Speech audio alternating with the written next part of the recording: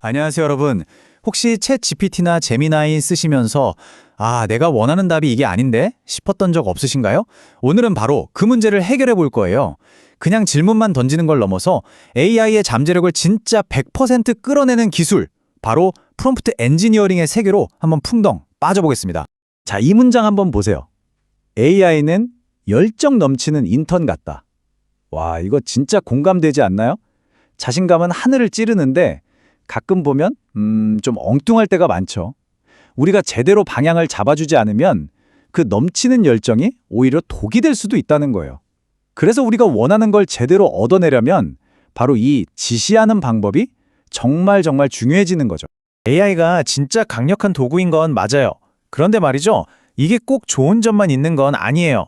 마치 양날의 검 같아서 잘못 쓰면 오히려 크게 다칠 수도 있거든요. 구체적으로 어떤 위험들이 숨어 있는지 지금부터 하나씩 까놓고 얘기해 볼게요. 가장 대표적인 게 바로 환각 현상이에요. 들어보셨죠? 없는 사실을 너무나 그럴듯하게 진짜처럼 막 지어내는 거예요. 그리고 또 뭐가 있을까요? 네, 바로 보안 문제. 회사 기밀이나 민감한 개인 정보를 무심코 넣었다간 생각만 해도 아찔하죠? 여기서 끝이 아니에요. 나도 모르게 저작권을 침해할 수도 있고 심지어 해커들이 이걸 이용해서 사이버 공격을 할 수도 있다니까요. 그러니까 그냥 대충 질문하면 되겠지 하는 생각은 정말 위험하다는 겁니다. 자, 그럼 이 골치 아픈 문제들을 다 피하고 AI를 제대로 써먹을 방법은 없을까요? 당연히 있죠. 그 해답이 바로 오늘 우리가 계속 얘기할 프롬프트 엔지니어링입니다. 이건 그냥 질문 좀 예쁘게 하는 수준이 아니에요. AI의 약점은 쏙쏙 피하면서 내가 원하는 결과물을 정확하게 아주 정교하게 만들어내는 말 그대로 질문의 기술인 셈이죠. 이 비유를 한번 들어보세요. AI한테 그냥 대충 질문하는 건요, 최신형 스마트폰을 사놓고 전화랑 문자만 쓰는 거랑 똑같은 거예요. 상상해 가세요? 그 안에 얼마나 엄청난 기능들이 숨어 있는데요. 바로 지금부터 우리는 그 스마트폰에 숨겨진 어마어마한 앱들을 하나씩 켜보는 겁니다. AI의 진짜 잠재력을 말이죠. 자, 화면 한번 보실까요? 이 차이가 느껴지시나요? 왼쪽은 그냥 우리 신제품에 대해 써줘, 이렇게 뚝 던졌어요. 근데 오른쪽은 어때요? 너는 마케팅 전문가야. 100단어로 젊은 직장인들의 타겟으로 우리 제품의 친환경 특징에 초점을 맞춰서 테크블로그용 요약본을 써줘. 와, 완전 다르죠? 어떤 쪽에서 쓸만한 결과물이 나올지는 말 안 해도 아시겠죠? 방금 보신 예시에서 가장 중요한 기술이 바로 이 역할 프롬프팅이에요. 말 그대로 AI에게 역할을 딱 정해주는 거예요. 너는 지금부터 기후과학자야 라거나 너는 아주 깐깐한 카피 에디터야 하고 말이죠. 이렇게 역할을 주면 AI가 갑자기 그 역할에 빙의라도 한 것처럼 초점을 딱 맞추기 시작해요. 그래서 훨씬 더 전문적이고 우리가 원하는 톤과 스타일의 답변을 척척 내놓게 되는 거죠. 좋습니다. 그럼 이제부터는 여러분이 바로 오늘 당장 써먹을 수 있는 아주 기본적인 프롬프팅 툴킷을 몇 가지 알려드릴게요. 이것만 알아도 여러분의 AI 활용 능력이 확 달라질 테니 집중해주세요. 가장 기본이 되는 두 가지 방법이 있는데요. 바로 제로샷과 퓨샷이에요. 제로샷은 뭐냐면 예시 없이 그냥 바로 시키는 거예요. 이거 프랑스어로 번역해줘 처럼요. 반면에 퓨샷은 AI한테 몇 가지 예시를 미리 보여주는 거예요. 일종의 힌트 혹은 과외라고 할까요? Sea otter는 loutre de mer, 치즈는 포마주야. 자, 그럼 굿모닝은 뭘까? 이런 식으로요. 이렇게 몇 개 알려주면 AI가 아하, 이런 식으로 하라는 거구나 하고 훨씬 더 빠르고 정확하게 우리가 원하는 결과물의 형식을 파악하게 됩니다. 자, 프롬프트를 더 명확하게 만드는 세 가지 황금 규칙.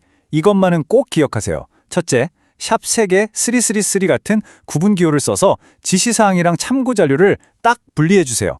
훨씬 깔끔해져요. 둘째, 뭐뭐 하지 마 같은 부정적인 말 대신 뭐뭐 이렇게 해줘 라고 긍정문으로 말하는 게 훨씬 효과가 좋습니다. AI는 긍정적인 지시를 더 잘 알아들어요. 그리고 마지막으로 가장 중요한 건데요. 복잡한 일은 한 번에 시키지 말고 잘게 쪼개서 하나씩 단계별로 요청하는 거예요. 이게 진짜 핵심입니다. 자, 기본기는 이 정도로 하고요. 이제부터가 진짜입니다. AI가 그냥 답만 툭툭 뱉어내는 걸 넘어서 마치 사람처럼 생각하는 과정을 거치게 만드는 좀 더 고급 기술들을 알아볼 거예요. 아마 깜짝 놀라실 겁니다. 그 첫 번째 비법은 바로 사고의 사슬, 영어로는 코티 프롬프팅이라고 해요. 방법은 의외로 간단해요.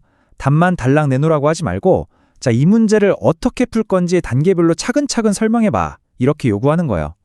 정말 신기하게도 이렇게 하면 AI가 갑자기 엄청나게 똑똑해져요. 복잡한 문제를 논리적인 단계로 착착 분해해서 풀어내거든요. 특히 수학 문제나 논리 퍼즐처럼 과정이 중요한 작업에서 그 효과가 어마어마합니다. 이게 그냥 기분 탓이 아니에요. 실제로 2022년에 구글에서 연구한 걸 보면요. 이 COT 프롬프팅을 썼을 때 수학 문제 정답률이 무려 17.9%나 올라갔다고 합니다. 1.79%가 아니라 17.9%요. 이 기술 하나로 정확도가 이렇게나 뛴다는 거 정말 놀랍지 않나요? 자, 그런데 여기서 끝이 아닙니다. 한 단계 더 진화한 기술이 있어요.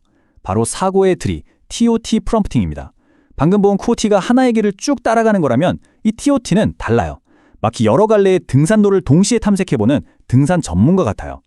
이 길로도 가보고 저 길로도 가보고 각각의 길을 평가한 다음에 이 길이 정상으로 가는 최고의 길이구나 하고 가장 좋은 경로를 선택하는 거죠.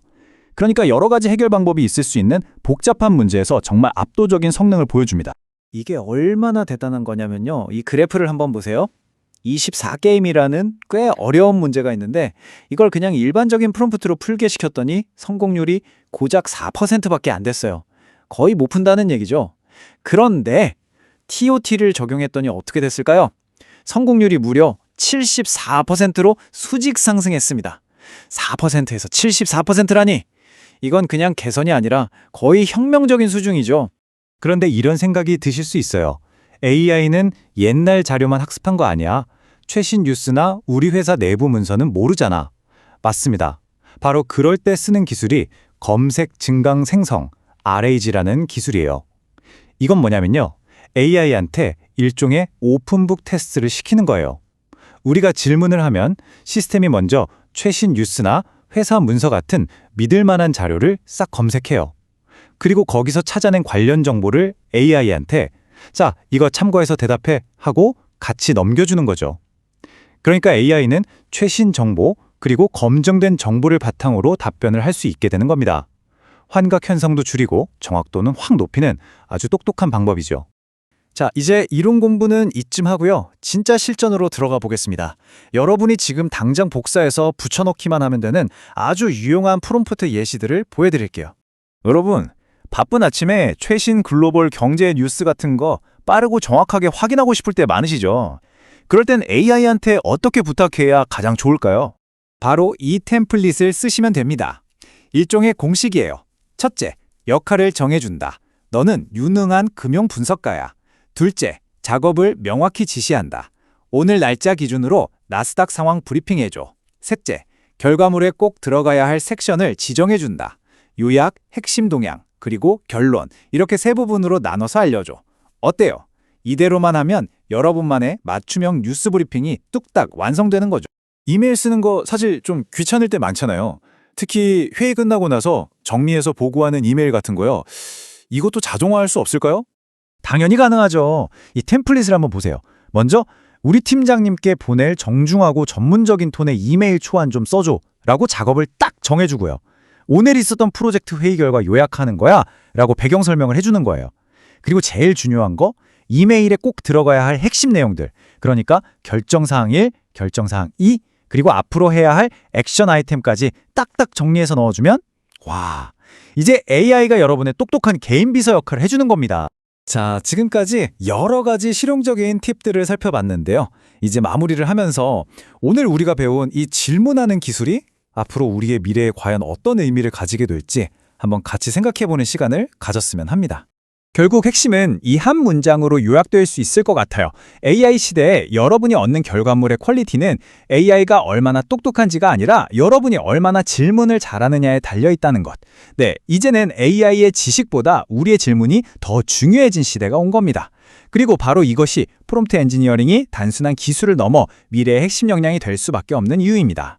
마지막으로 여러분께 이 질문 하나를 던지면서 오늘 이야기를 마칠까 합니다. 모든 것을 AI가 해주는 시대에 어쩌면 올바른 질문을 던지는 능력이야말로 우리에게 남은 가장 중요하고도 가장 인간적인 기술이 아닐까요?